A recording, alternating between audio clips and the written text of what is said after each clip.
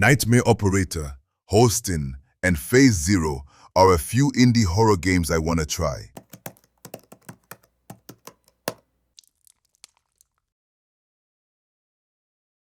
DDDistortion.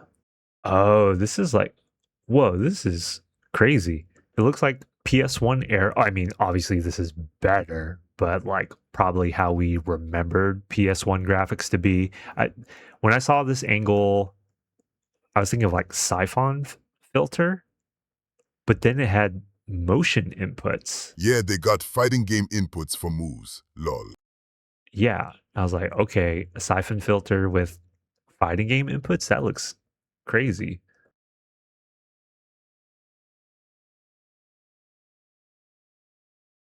Inugami.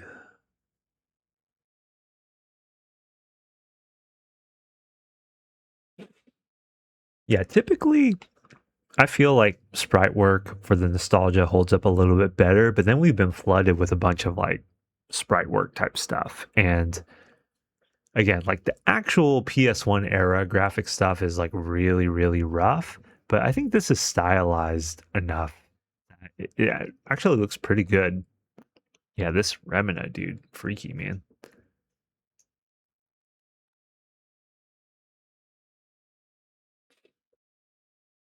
Dude, thanks for putting this on my radar. Oh, super creepy right there. Yeah.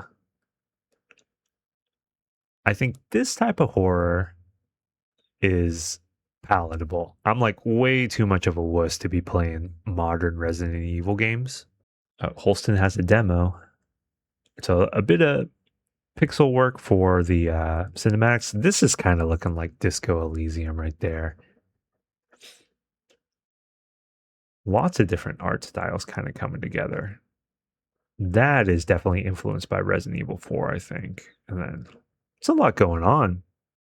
Pretty cool though.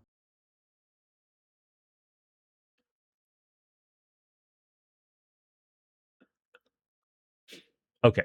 So I do want to admit that they are all visually distinct enough. But if you did like a rapid fire montage, I could see how someone might get confused and lump them all together. Phase Zero now, as far as like homages go compared to what was it, Nightmare Operator, this is really capturing like that old school Resident Evil 2, Resident Evil 3, Silent Hill 1, right? This one looks very similar now, to classic again, PS1 I say that, RE. but this is still sharper than those games actually were back in the day. Like this, man, the rendering on the background is so smooth and clean, you know? It's like that intentional choice to have the jaggedness on the character model.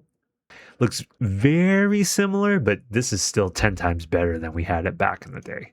Again, sometimes like when you pull up screenshots of like those old games, like those still aren't the true representations of those games because they're done on the emulator and like the emulator has some kind of smoothing and something like that, right?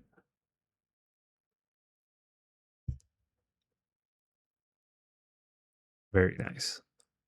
And again, I think like you got a healthy outlook and you're probably going to be more satisfied, man, when you're not locking yourself to AAA games. Because as far as like big title releases, what else is upcoming this year? You have Grand Theft Auto 6, and then I don't think it's this year, but what are people looking forward to? Witcher 4, and then what else is out there? Obviously, there's going to be tons of other games, but just like the hype cycle of game stuff, like it feels in a way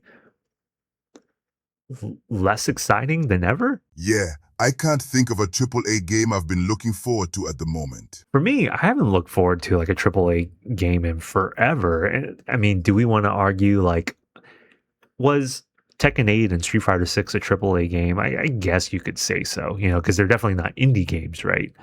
But just like a fighting game, AAA game compared to a quote unquote real AAA game with all this other stuff, they're just on completely different levels, right?